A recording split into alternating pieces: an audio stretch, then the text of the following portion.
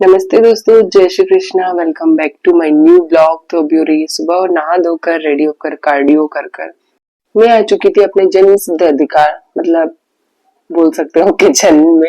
तो बैकग्राउंड में आप देख रहे हो मैं किचन में आटा गूंथ रही हूँ। ये आटा मैंने मॉर्निंग में नहाने से पहले ही लगा दिया था। कुछ कुछ काम कर गई थी मैं किचन में नहाने से पहले, पर मुझे नहीं पता था कि मेरे हस्बैंड को बाहर खाना खाने जाना है। तो फिर आटा मैंने साइड में रख दिया। मुझे बनाना था अपने लिए फरियाली खिचड़ी और बाल गीले थे। आज सोमवार का उपवास था मेरा, तो पूजा पाठ सब कुछ अच्छे से कर कर मैं किचन में आई।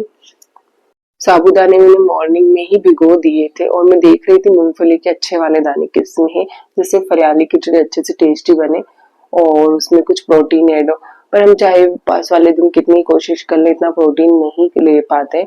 और पनीर भी नहीं था तो मैं कुछ पनीर की स्मूदी बना लूं या फिर कुछ और बना लूं, और दही में ले नहीं सकती हूँ। तो कुछ इस तरीके से आज का मेरा प्रोटीन का अस्त व्यस्त रूटीन रहा। तो मैंने 2 मुट्ठी दाने लिए मूंगफली के, जो भी मैंने मतलब भुने हुए नहीं थे, कच्चे ही ले लिए मैंने कहा बाद में मतलब पीसने के बाद में इनको भून लूंगी। और मुझे चटनी भी बनानी थी क्योंकि धनिया लाया हुआ था धनिया। तो मैंने सोचा कि क्यों ना मैं चटनी बना के रख लूं, क्योंकि चीले बनाती रहती हूँ तो चीले चटनी के साथ ही अच्छे लगते हैं।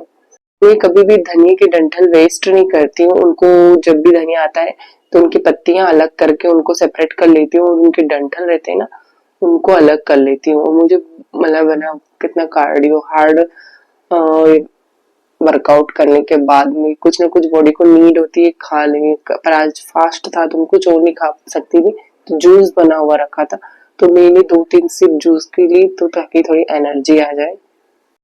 तो इस तरीके से मैंने खाने की तैयारियां करी और मैं मेरे अकेले के लिए ही फरियाली खिचड़ी बनानी थी, पर मैंने कुछ एक्स्ट्रा ही बनाई। बताना किस किस के घर में ऐसा होता है कि जब फास्ट एक को और सब खिचड़ी खाते हो। हमारे घर में तो ऐसा होता है कि अगर एक को फास्ट हो तो सब लोगों के लिए खिचड़ी बनती है, किसी एक इंसान के लिए कभी नहीं बनती है, क्योंकि सबको खिचड़ी बहुत ज्यादा पसंद होती है तो सभी के लिए बनती है।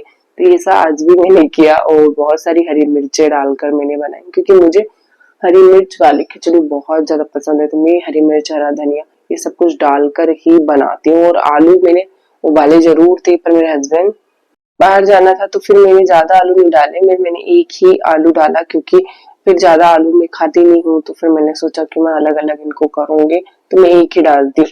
तो फिर मैंने एक ही आलू मिक्स किया और बाकी के आलू हटा दिए। और फिर मैंने सोचा क्यों ना भांडे भी मतलब सब कुछ साफ कर लिया जाए। तो बर्तन भांडे का मैंने सिंक साफ करने के लिए सोचा। मैं काम करते करते मैनेज करती हूँ कि एक्स्ट्रा भी काम हो जाए। और कचरा इकट्ठा हो गया तो बाहर डाल के कचरा भी बाहर डाल के आना था। तो इस तरीके से मेरा सिंक भी क्लीन हो गया और खिचड़ी भी बन के तैयार है। जो खुशबू आ रही है ना, बहुत ही अच्छी आ रही है। पूरे घर में खुशबू फैल चुकी है। पर मैं इसमें कड़ी पत्ता डालना भूल चुकी हूँ। घर में चीजें होने के बाद में भी हम कभी कभी स्किप कर जाते हैं। और बहुत ही यम थी। मुझे नमक का थोड़ा सा होता है कि नमक में थोड़ा हमेशा कम।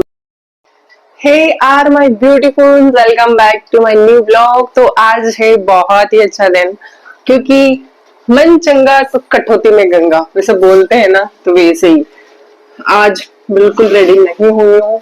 नॉर्मली बस सीरम लगाकर आई हूँ।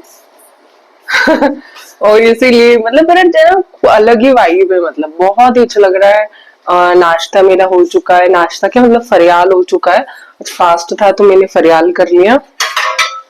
खिचड़ी रख दूं, जस्ट फरियाल किया है। थोड़ा बचा हुआ है खिचड़ी, हस्बैंड आएंगे तो वो खा लेंगे, उन्हें बहुत पसंद है। ऐसी वाइब मतलब ना अच्छा लगना बहुत कम होता है। थोड़ा सा कैमरा क्लीन कर लो पहले। मैं हमेशा सोचती हूँ कि हम अच्छे दिखेंगे ना तो कॉन्फिडेंस आएगा। ऐसा नहीं है, अच्छे दिखने से कॉन्फिडेंस नहीं आता है। कॉन्फिडेंस आता है अपने अंदर से, अपने आसपास के माहौल से। इस चीज से कॉन्फिडेंस आता है आई थिंक इंसान में। आज मेरा मतलब मूड अच्छा है, सब चीजें भी अच्छी हो रही है। सुबह से सब कुछ अच्छा हो रहा है। तो मुझे आज बहुत ही अच्छा लग रहा है। मेरा मन हो रहा था कि मैं अभी कब शूट करूंगी, ब्लॉग कब शूट करूंगी। तो जस्ट फ्री होके मैं पहले ब्लॉग शूट करती हूँ। डेली रूटीन तो मैं आपको घूमते फिरते तो ऐसे दिखाई देती हूँ, और भांडे भूंगी सब खाना पीना। तो खाने में तो जो खाने का मैं बता ही चुकी हूँ कि आपको कि बनाने की तैयारी थी पूरी, और फिर खाना मेरे को फ्रिज में स्टोर करके रखना पड़ा, क्योंकि अभी शाम को उनका, मेरे हस्बैंड का, मेरे सासू जी का, इनका सबका तो लंच उनकी बहन के यहाँ पर है, तो सब कुछ कैंसिल हो गया है बनाना। तो फिर मैंने अपने लिए फरियाल बनाया, तो मैं फ्री होकर जस्ट अभी काम पे निकलने वाली हूँ। तो किसी को कुछ नहीं आता है भाई, किसी को कुछ नहीं आता है, सबका वक्त आता है। जिसका वक्त आता है ना, फिर तो उसको सब कुछ आता है। ये तो जिसने भी बोला है ना, सच बोला है। तो भाई वक्त जिस दिन आ गया ना, उस दिन सीरियसली सीरियसली लोग उस इंसान को कहाँ से कहाँ, मतलब उसकी थिंक पहुंचा देते हो पता नहीं। तो आज वाइफ बहुत अच्छी है, चलो पहले काम पे चलते हैं, क्योंकि अर्जेंट का ऑर्डर है, मेरे को लेट नाइट काम करना था। पर फिर मेरा मन ही नहीं हुआ, क्योंकि गर्मी, 3 बार नहाने के बाद में भी इतनी स्वेटिंग हो रही थी। मतलब गर्मी होना एक अलग बात होती है, और बारिश होने के बाद में जो उमस होती है ना, तमस उमस भाप बनती है, वो अलग ही लेवल की होती है भाई। तो मेरे बता नहीं सकती, 3 3 बार नहा के कल कपड़े चेंज किए हैं मैंने, और परेशान हो गई थी मैं कल। तो इतनी गर्मी लग रही थी, इतनी गर्मी लग रही थी कि बाप रे। तो चलो काम पर चलते हैं। आज मतलब स्किन थोड़ी ठीक लग रही है मेरे को, पिंपल पिंपल पिंपल कहीं होके आ जाऊं ना, तो ऐसी हालत जैसे 3 दिन का ट्रिप था मेरा, 3 दिन बाहर रही मैं अपने घर से, और मैं ऐसी हो गई। तो सोचो, मैं अगर गांव पे ही रहूं और वहीं से काम करूं, तो मैं क्या ही कंडीशन हो, है ना।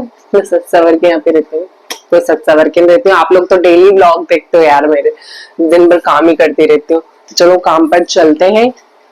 वो टिटिनस का इंजेक्शन लगवाना है, मेरे को उंगली में सुई लगी थी ना, मेरे को टाइम ही नहीं मिला। सोच रही हूँ शाम को चले जाऊँ डॉक्टर के पास, कल को इंजेक्शन से बहुत डर लगता है।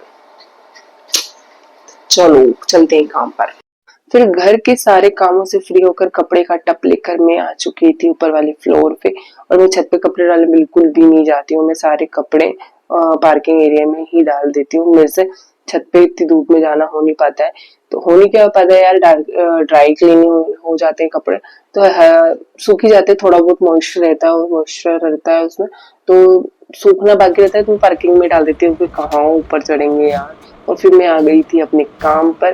काम का अगर मैं बताऊँ ना, बिल्कुल भी मन नहीं लग रहा था। मैंने आज वेट लिफ्टिंग करी थोड़ी, तो उसमें मेरे शोल्डर बहुत ज्यादा पेन कर रहे थे, तो इतना मन नहीं लग रहा था। फिर भी मैंने धक्के दे दे के 3 बजे तक काम किया, और एक 80 नग का ऑर्डर था जिसे मुझे कंप्लीट करना था। वो शाम होते होते सारा ऑर्डर मेरा कंप्लीट हो ही चुका था, पर बीच में रेस्ट होना भी जरूरी है। तो बाल में सबसे पहले बांध ही लेती हूँ, क्योंकि बाल बिल्कुल भी फेस पे नहीं आने चाहिए काम करते हुए, तभी मैं अच्छे से काम कर पाती हूँ। तो फिर ये वाला जो ऑर्डर था ना मेरा, ज्यादा मतलब बड़ा वाला है ये ऑर्डर, तो ये कुछ 2 या 3 हफ्तों तक चलेगा। पर उन्हें अर्जेंट के 80 नग चाहिए थे, शायद किसी स्कूल में उनकी मतलब शर्ट बनकर आ चुकी थी, तो स्कूल में उनको देना था आई थिंक, तो इसीलिए उन्होंने बहुत ज्यादा जल्दी करी थी। तो एक दिन में कोई इतनी जल्दी ऑर्डर ना तो लेता है ना ही देता है, पर उन्होंने बहुत ज्यादा ऑर्डर मुझे दिया हुआ था, तो फिर मैंने हाँ भी भर ली कि चलो तो एक दिन में ही बना देंगे। ये ऑर्डर कल ही लगा था, कल ही आया था, और आज मैंने कंप्लीट करा है। मतलब एक दिन में 80 नग कंप्लीट करना, वो भी 2 लोग मिलके, तो बहुत बड़ी बात हो जाती है। तो इस तरीके से मैंने किया। कभी कभी ऐसा होता है ना कि एनर्जी अलग लेवल की थी, आज बहुत अलग लेवल की एनर्जी थी, तो पूरा काम कंप्लीट हो गया। कभी चाहो ना तो 10 नग भी नहीं निकल पाते, पर 80 नग निकलना तो वो एनर्जी के ऊपर होता है। और सबसे ज्यादा योगा बहुत जरूरी है।